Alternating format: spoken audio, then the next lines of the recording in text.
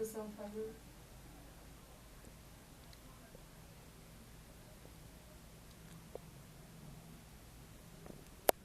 Hát még a kocsiban se ő vezet. Ilyen csörög, mikor lenne?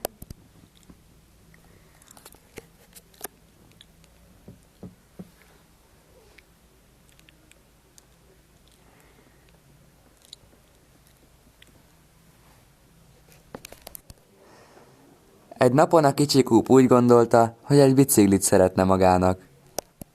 Anyu, akarok egy biciklit! Jaj, kisfiam, addig nem kapsz biciklit, amíg nem hoz ötös matematikából.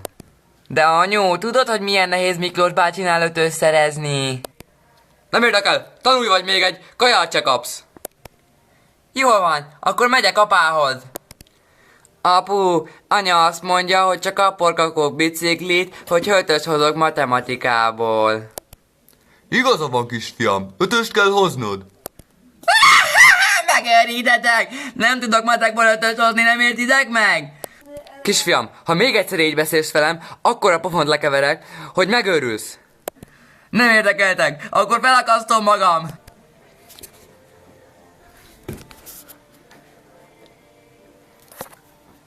Mivel nem kapom meg a biciklit, ezért leugrok és öngyilkos leszek.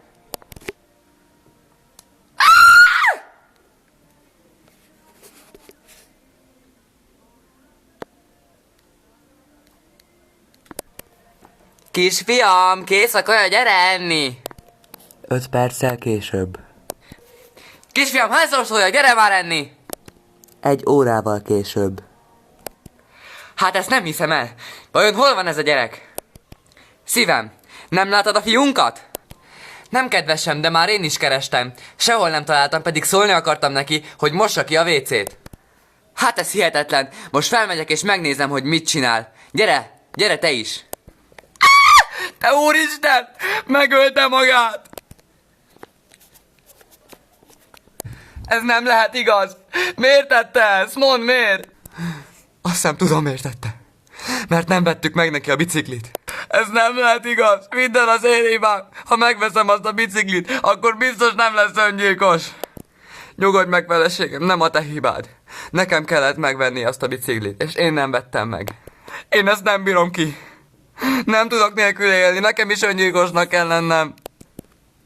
Megvan. Én is fel fogom akasztani magamat. Igazad van. Igazad van. Nekem is meg kell tennem. Ez az egyetlen, amit megtehetek érte. Akkor hát mire várunk? Kezdjük. Várj! Én ezt nem tudom megtenni. Miért nem? Miért nem vagy képes arra, hogy a fiad után menj a halálba? Mert én élni szeretnék. Igazad van. Nem szorhatjuk csak úgy el az életünket. Menjünk, temessük el, és szüljünk egy új gyereket. Rendben van. Ezt kell tennünk, tudom én is. Akkor szervezzük meg a temetést. Na igen, 5 virág lesz, igen, 30 vendég, igen, úgy van. A papot már lerendezte? Nem. És az üvegkoporsót? Jól van, akkor már csak a papot kell lerendeznie. Akkor holnap találkozunk. Másnap a temetésen.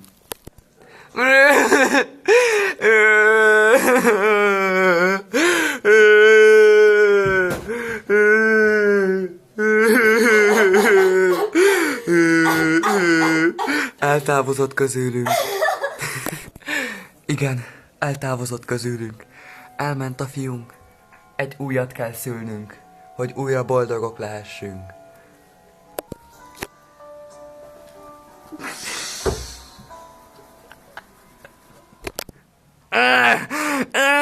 Nem tudom megtenni, szívem. Jaj, dehogy nem, menni fog, csak nyomd.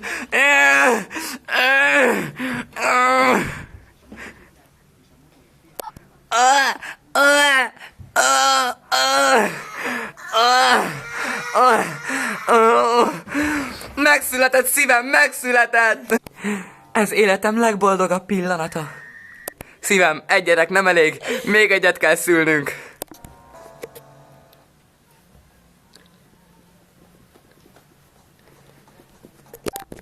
Kuplina elment orvoshoz, hogy megtudja, minden rendben van-e a gyerekével. Hölgyem, rossz hírem van számára. Ne! Szívem, el kell mondanom valamit. Igen, drágám, a gyerekünk meghalt. Annak köszönhetően. Mi van, meghalt? Megölted! Megölted! Nem öltem meg. Akkor mitől halt meg? Mondd el a problémát. Tudod, az első gyerekünk még meg tudott születni. Mivel az én vércsoportom RH pozitív, az övé viszont RH negatív. És ez mit jelent? Ez annyit jelent, hogy a testem antianyagokat termelt az RH negatív vércsoportú gyermekem ellen. De a méhlepény ezeket az antigéneket, ellenanyagokat még kiszorította a gyerek. És akkor a második gyerek miért halt meg? Mert már túl sok termelődött ebből, és megölte a második gyereket. Ez hihetetlen! Nem hiszem el! Én se szívem.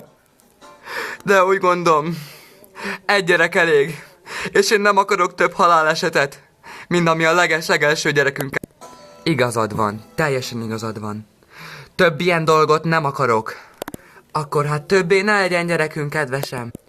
Nem lesz. Ezek után a borzalmas események után az egész család boldogan élt, amíg meg nem halt.